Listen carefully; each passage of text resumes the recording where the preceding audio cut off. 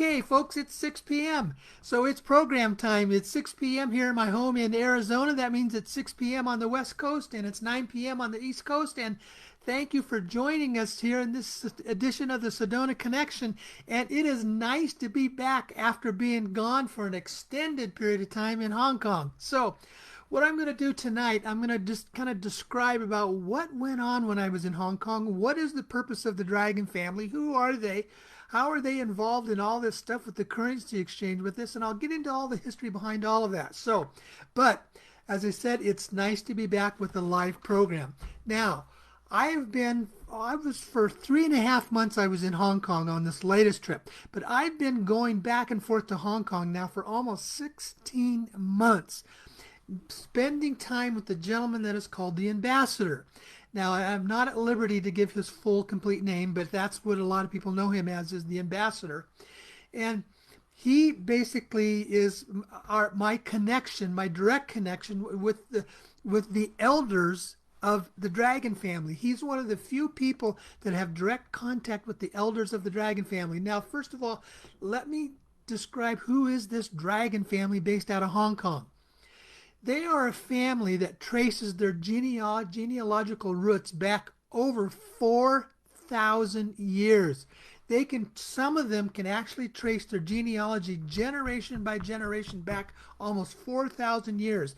They are a long-time historical family, and going back that far, they were one of the first groups or organizations to start collecting gold over 4,000 years ago. And they had continued to collect this gold until it was it's not in this situation anymore, but not too long ago they had more gold than anybody in the world, and yet hardly anybody knew about the Dragon family. They kept themselves quiet, they operated in the background, and they let other groups or organizations kind of take the front on who controlled the gold, where the gold came from, and all that kind of stuff. But the Dragon families basically have been the dominant group or organization that has had direct impact on the world's money supply. Now, they have known this, and the majority of the people in the Dragon family, the organizers, are good people. They're beneficial. They're benefactors to us as humanity. They understood and knew that this gold did not belong to them. It belonged to humanity, but they were just guardians and caretakers of it for it to be released at the right, appropriate time. And we are now entering into the season of that right appropriate time where these resources of this gold is going to be released to humanity. Now, as I said, they've been caretaking and taking care of this gold for all this time. Now, they've been releasing some of this gold to other benefactors, so they don't have more gold than anybody in the world anymore, but they are still the dominant people that run and control the world's money supply. How is that? You see, we've always been told basically it's been the Federal Reserve that has run and controlled the world's money supply. Yes, that is true. On a practical basis, the Federal Reserve here in the United States is the dominant factor of the world's money supply. But a lot of people don't realize that the Federal Reserve got their money originally from the Dragon family. So you see, the Federal Reserve, those that run and control the Federal Reserve, are indebted to the Dragon family. Now, let me explain a little bit more about the Federal Reserve. A lot of people don't realize the Federal Reserve is not a government agency. It is a private business, a private corporation, just as any other private corporation. And yet they run and control the world's money supply. The Federal Reserve is dominated by four families: the Rothschilds, the Rockefellers, I'm going blank on the other one, and then the Warburgs out of Germany. I'm going blank on the fourth ones. They're a well-known banking family. Those four families run and control the Federal Reserve. They originally were under contract with the Dragon family, but they had so much money and became so powerful they went rogue and went on their own. And the Dragon family didn't step in to run and control them because they knew that they couldn't do that practically. Because why was they couldn't do that? Because you see, when the Dragon family was supplying the world's money supply, if they tried to step in and stop the control of it, they'd end up. I'm getting some blank thoughts here in just a minute. Okay, let me go back. Okay, so the Dragon family had an indirect control over the Federal Reserve, but they couldn't control them dominantly because if they did, I should say, my thoughts are getting mixed up here a little bit. I'll bypass that thought. Okay, for now. Okay, so the Dragon family has had this control over the world's money supply on a directly and an indirect basis, and they have I'm losing my thought pattern here is what I'm doing. Okay, I'm just going to step aside from that. So I've been introduced to the Dragon family, and the reason I was introduced to them is because it's time that they are wanting to take back control of the world's money supply from the Federal Reserve. Now they're not going to do away with the Federal Reserve, but they're going to basically neuter their power and their control. And to do that is to basically release all these funds to all these different people, all these thousands, scores of thousands of people, and turn them into multimillionaires. It's a way that they can basically take back control of the world's money supply from the dominance of the Federal Reserve System. Because the Federal Reserve System is set up to turn us into their slaves, in so many words. They control the world's money supply. They basically have this dominance control over these four families who control most of the corporations around the world. And then what they do is they have that, the Federal Reserve System has the control over the world's money supply, and they keep the rest of us as slaves working for their corporations to make them become more powerful billionaires and more powerful people. And it's time for the shift and change for that to take place. It's time for that change to take place. And this is the part of the system that they're setting up to do that. They're allowing this currency exchange of where there's going to be scores of thousands of people who are going to be turned into millionaires overnight and told to go spend their money. And by doing that, it takes away the domination and control of the Federal Reserve System, where we are not dependent upon them for our resources of our money. Now, this is a long-term system that they have set up to operate and do this on this basis, okay? So, now, with that, they have asked me to come in and be a part of this process of overseeing their operations of this, what we call the Texas Processing Office that is basically going to be supplying us all the funds through this currency exchange. The Texas Processing Office it was set up by the Dragon family, but once they set it up, they backed off and they didn't do the day-to-day administration and management of the Texas Processing Office. They gave this to the group of people who are there, and they allow them to run and control it, but they still oversee it. Now, I was always told that there were two groups that were overseeing the Texas Processing Office. One was white hats within the U.S. Treasury, and others white hats within the CIA. And they were the ones that were overseeing this. Well, when I was there in Hong Kong, I became acquainted with the two gentlemen who run this process. One represents the CIA and the other represents the U.S. Treasury. These are the two gentlemen who have the authority of when it's time to release the funds to us. Now, there's various things that they have to do that, and they also have to have the final say from the elders of the Dragon family before they can do that. These are two gentlemen that work directly for the Dragon family. They are U.S. citizens. They're here in the United States, but they work directly for the Dragon family when it's time to release these funds. And I've had the opportunity to become acquainted with them. I have talked with them about this process, and they have said the timing is very, very close. There are some variables that are involved that depend upon when the funds were going to be released, but according to me, it could be any time between the next couple of weeks to the next couple of months. Now, that is subject to change, but as of now, that is the timing of when these funds are going to finally be released that we have been waiting for. And now, so that was my involvement with the Dragon family. And how did I get involved with the Dragon family? Well, I found out that I'm a member of the Dragon family. See, the dragon family is not just Chinese. They are made up of royal bloodline families that come out of Europe, the Middle East, Asia, and China. And I'm out of the European clans of the dragon family. And they had contacted me in a roundabout way. They brought me in, they tested me to make sure everything was going to be okay. And I have become, basically their representative here in the United States. I was told that I am now the Dragon family's sole representative for all the affairs that take place within the United States because I am a member of the family. And that was a whole another situation to get involved in all that and understanding all that. So now I spent a lot of time there in Hong Kong. And the reason for that is because we kept waiting for things to develop and to take place. Now, there are other factors that are going on, and there was a lot of delaying factors that were taking place.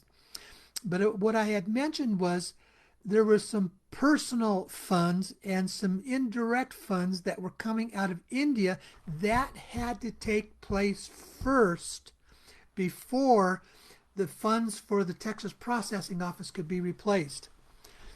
And when I left 3 days ago to come back home, the word was those funds out of India are starting to be released to Mikhail, my friend, the ambassador, today. Today, those funds are starting to be released.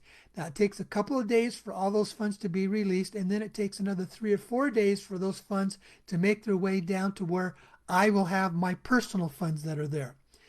This process was set up to be the testing ground for the larger release of our currency exchange funds.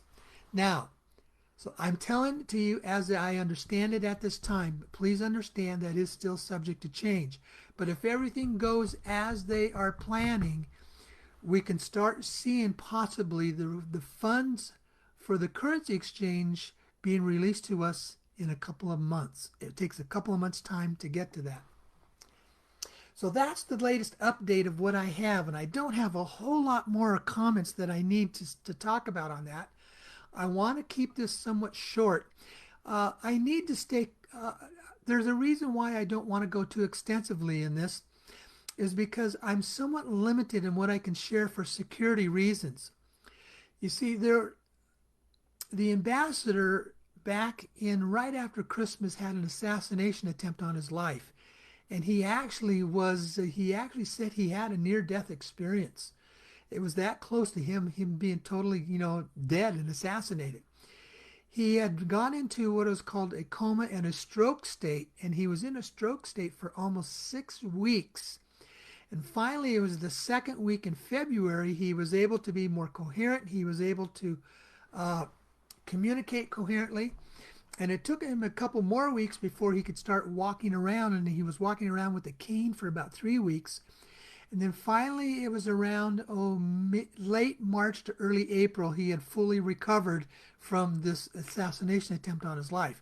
And he's doing fine. He's doing great. Everything is back to normal. But that had to get back to a normal operation as well. Because, see, the funds were that close right around Christmas time to being released. And the assassination attempt was an attempt by an off group to stop those funds from being released. But the Dragon family was able to intervene, to protect him, to keep him safe, and he's back up fully operational, and things are back to full operational issues now. What we had done was things kept getting delayed because of these attempts to stop the process that is there. So I know my thoughts aren't flowing really clearly tonight. I'm just sharing a lot of things with you on that. But all I can say is that, the fourth group, yes, Clifford Wagner, it was Chase Morgan. The Morgan banking system was the fourth group of those that control the Federal Reserve. Thank you, Clifford, for mentioning that. So, folks, that's pretty much all I have to share tonight, is that we're very close to the funds being released if things don't get interrupted, if things don't get disrupted in the process. And I am back home. I don't have any plans on going back to Hong Kong. My work in Hong Kong is pretty much done. But it was a necessity for me to be there and to go through all the process that was there. And other than that, I think, it's been a short program here tonight. I'm not going to take any questions, or let me see here. What I might do, if you've got some questions on Facebook, I'll take a look there. Is there, as Susan says, is there expectation for money not to be spent at corporations, instead be spent between small businesses, etc.? No, the funds are yours directly for you to do with whatever you want.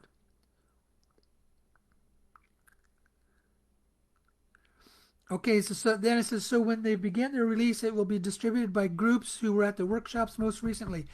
Yes, I've always said I will start. The money gets released to individuals, but I will start with those who attended the most recent workshops, because I have to have a starting point. Because folks, I have almost 4,000 people that I need to pay out funds to, and it's going to take a couple of months to get everybody paid. So it's important that you know once the funds start that it's going to take a while to get to everybody. Okay, is there still going to be a credit union? Yes, there is. There's still going to be a credit union. Will there be more paperwork to be filled out? Yes, there will be more paperwork, because once we know the funds are going to start being paid out, everybody will have to do new paperwork as well, because we have to have documentation and paperwork and contracts signed for all this to be in a legal process. Am I going to keep doing the workshops after we're paid? Yes, I will. In fact, I don't have an exact date yet, but I'm going to start going back to doing the workshops again. And yes, the workshops will continue after we get paid. Will there be several payments or a lump sum 100K to start with still? I don't know yet. I don't have all those details, but I'm assuming nobody's going to get paid all at once, because it's way too much money to release into the global money supply without disrupting the process.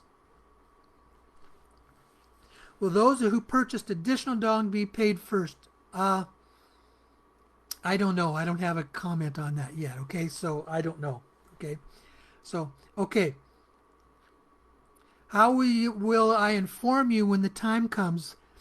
You're going to be informed by the internet, folks, the same way that I always do. I'll send you an internet announcement that it's time to start releasing the funds, and we'll set up the process there. What's the content of the workshops? Deb, I don't have time. That's way too extensive to go into right now. Will the bonds go at the same time? The bonds will be paid first. The bonds will be paid first before the dong gets paid, okay? The bonds and the ZIMs will be paid first before that. Is it possible to start the background checks before the release of funds? I don't have a good answer on that right now at this time, okay? How long will it take to get the credit union set up? I don't know. I don't have an answer on that at this time.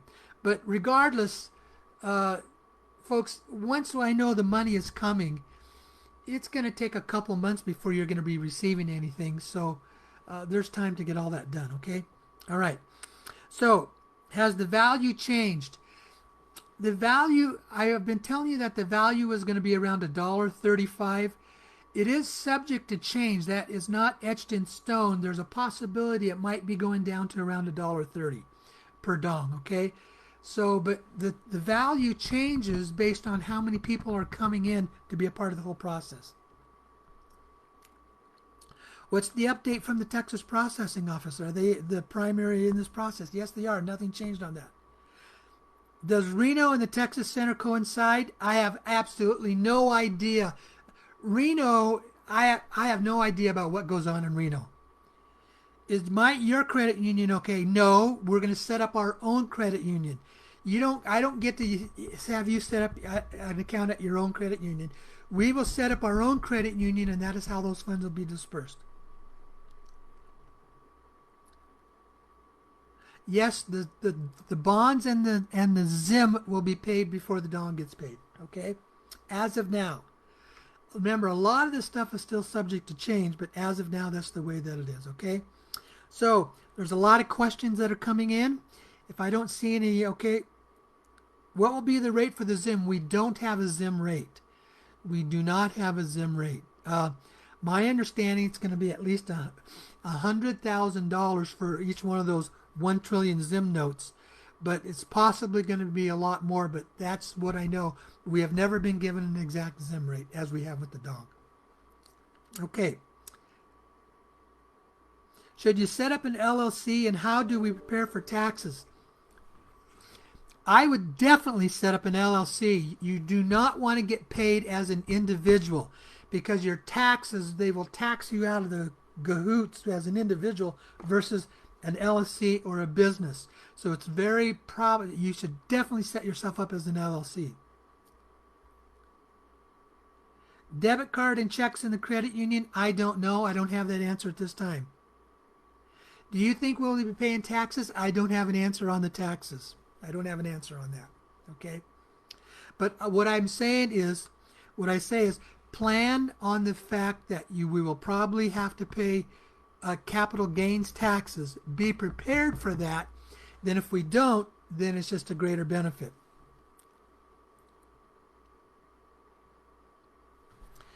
I had mentioned previously there had to be a new die-off or a new financial system in order to. No, I don't understand about that. The Dong and the Zim paperwork, Carrie, an LLC.